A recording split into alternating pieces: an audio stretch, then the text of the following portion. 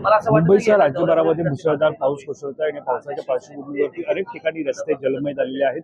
रस्ते वाहतूक विस्कळीत झालेली आहे। अनेक ठिकाणी अतिवृष्टीचा इशारा देण्यात आलेला आहे। आपल्यासोबत आमदार महेंद्र दळवे त्यांच्याशी बातचीत करणार। रायगडची सध्या परिस्थिती काय, अतिवृष्टीचा पाऊस पाहायला मिळत आहे, अतिवृष्टीचा इशारा सुद्धा वर्तवण्यात आलेला आहे, काय सध्याची? अतिवृष्टी म्हणता येणार नाहीये, पण अतिशय सुंदर असा पाऊस त्या ठिकाणी पडतोय, ज्याची नितांत गरज होती। शेतकरी उपेक्षित होता आणि शेवटी पेरणी खोळंबली होती आणि मला असं वाटतं हा शेती उपयोगी असा पाऊस पडतोय। शेवटी पिण्याच्या पाण्याची गरज आहे आणि रायगड किंवा सिंधुदुर्ग कोकणामध्ये अति पाऊस होतोच, त्यामुळे पावसाचं आम्ही स्वागत निश्चित केले। पण जिल्हाधिकाऱ्यांच्या माध्यमातून त्याच्यामध्ये प्रिकॉशन नक्की घेतली आहे। खालच्या स्तरापर्यंत सगळ्या अधिकाऱ्यांच्या हे दिलेले आहे। आदरणीय शिंदे साहेबांनी देखील सर्व विषयांना आदेश दिलेले आहेत। ज्या ज्या ठिकाणी प्रसंग ओढेल त्या ठिकाणी आपण नक्की धावून जायचं आहे।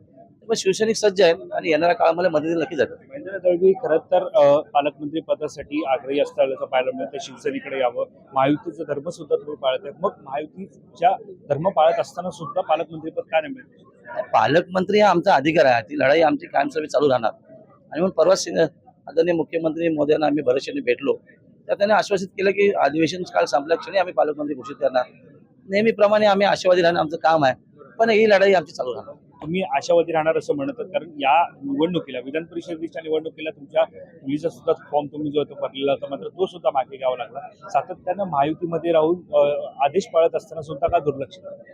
पक्षाच्या आदेशाप्रमाणे माझ्या कन्याचा मी पाठी घेतला। कदाचित कुठल्याही शिवसेने त्या ठिकाणी लढले असते तर तेवढ्याच ताकदीने आम्ही ती निवडून आली असती। आणि मग नेहमी मी सांगतो की ती निवडणूक आम्ही लढलो असतो तर आम्ही जिंकून आलो असतो, पण महायुती धर्म पाळत असताना आदरणीय शिंदे साहेबांचा आदेश पाळून आम्ही ते उमेदवारी पाठी घेतली आणि अनिकेत तटकरे बिनवत आले। पण नेहमीप्रमाणे आपल्याला माहिती आहे की रायगडच्या किंवा महाराष्ट्र राजकारणामध्ये अशा पद्धतीच्या राष्ट्रवादीकडनं, विशेषतः तटकरे कुटुंबाकडनं या गोष्टी होत असतात आणि त्याला सामोरं जाणं हे आमचं काम आहे। शेवटचा प्रश्न, ज्या प्रकारे सचिन अय्यर यांचा शिवसेनेत प्रवेश होतो, उपसभापतीसाठी त्यांची निवड होते, मान्य आहे का शिवसेनेकडे? असंच मान्य आहे, कारण त्यांनी देखील विचार केला असेल। सचिन आमचे मित्र आहेत आणि 28 त्यांची कारकीर्द संपते, आज उपसभापती कोणाला नको आहे। त्यामुळे कामा स्वरूपात ज्या जनतेला त्यांनी स्वीकारले, वसा घेतला नाही असं म्हणता येणार नाही, कारण राजकारणामध्ये परिवर्तन हे होत असतं, त्याच्यामध्ये कोण नाराज होणं याला नाही आहे।